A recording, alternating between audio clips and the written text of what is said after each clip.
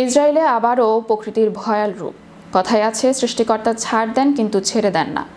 গাজায় নির্বিচারে গণহত্যা ও অমানবিক নির্যাতনের শাস্তি হিসেবেই কি প্রকৃতি ইসরায়েলকে অভিশাপের আগুনে পুড়িয়ে দিচ্ছে? এমন প্রশ্ন উঠেছে নানা মহলে। বিস্তারিত থাকছে টেক্সট রিপোর্টে। ইসরায়েলে আবারও প্রকৃতির ভয়াল রূপ। কথায় আছে, সৃষ্টিকর্তা ছাড় দেন কিন্তু ছেড়ে দেন না। গাজায় নির্বিচারে গণহত্যা ও অমানবিক নির্যাতনের শাস্তি হিসেবেই কি প্রকৃতি ইসরায়েলকে অভিশাপের আগুনে পুড়িয়ে দিচ্ছে? এমন প্রশ্ন উঠেছে নানা মহলে। নিজেদের ইতিহাসের সবচেয়ে ভয়াবহ দাবানলে পুড়ছে ইসরায়েল। চেয়েছেন বিদেশি সহায়তা। আগুনের তীব্রতা এতটাই বেশি যে এরই মধ্যে বেশ কয়েকটি এলাকা পুরোপুরি খালি করতে বাধ্য হয়েছে কর্তৃপক্ষ। বন্ধ করে দেওয়া হয় গুরুত্বপূর্ণ রাস্তাও।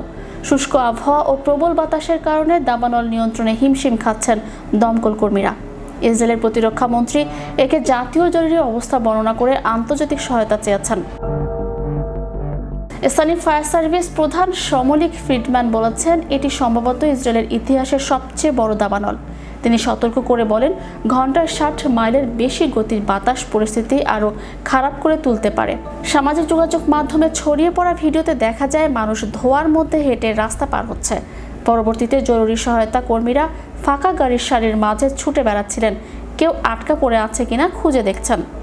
দাবানলের উৎস কি তা এখনও জানা যায়নি। ফ্রিডম্যান বলেন, আমরা আগুন নিয়ন্ত্রণ থেকে এখনও অনেক দূরে রয়েছি। দাবানল ইসরায়েলের বিভিন্ন স্থানে সক্রিয় রয়েছে, বিশেষ করে নেভে শালম শহরের কাছে আগুনের তীব্রতা বেশি।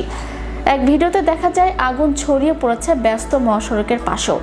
দাবানল মোকাবেলায় ইউরোপের কয়েকটি দেশের সঙ্গে যোগাযোগ করেছেন ইসরায়েলের পররাষ্ট্রমন্ত্রী গিদেওন সাআর।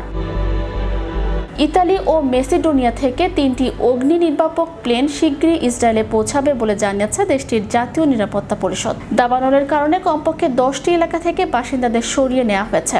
ফায়ার সার্ভিস জানিয়েছে, দাবানল মোকাবিলায় কাজ করছে 120টি টিম, পাশাপাশি 12টি প্লেন এবং হেলিকপ্টারও যুক্ত হয়েছে। এ পর্যন্ত 2টি হাসপাতালে 1 ডজনেরও বেশি দগ্ধ ব্যক্তি ভর্তি হয়েছেন। জানা যায়, এশতাওল বন থেকে শুরু হওয়া দাবানল আশপাশের নেভে শালম, বেকোয়া, তাউজ ও নাজশন সম্প্রদায়ে ছড়িয়ে পড়েছে। এসব এলাকার বাসিন্দাদের নিরাপদ স্থানে সরিয়ে নেওয়া হয়েছে। পাশাপাশি মেসিলা জিওন এলাকার বাসিন্দাদেরও সরিয়ে নেওয়ার সম্ভাবনা রয়েছে। পুলিশকে এ বিষয়ে প্রস্তুত থাকতে বলা হয়েছে। ইসরায়েলের অগ্নি নির্বাপন ও উদ্ধার পরিষেবা জানিয়েছে, দাবানল নিয়ন্ত্রণে 63টি অগ্নি নির্বাপক ইউনিট এবং 11টি বিমান কাজ করছে। জেরুজালেমের পার্বত্য এলাকায় অন্তত 5টি স্থানে আগুনের বিস্তার ঘটেছে বলে জানানো হয়েছে। 1 সপ্তাহের মধ্যে এটি সেখানে দ্বিতীয় দাবানলের ঘটনা, যা দেশটিকে আরও চাপে ফেলেছে।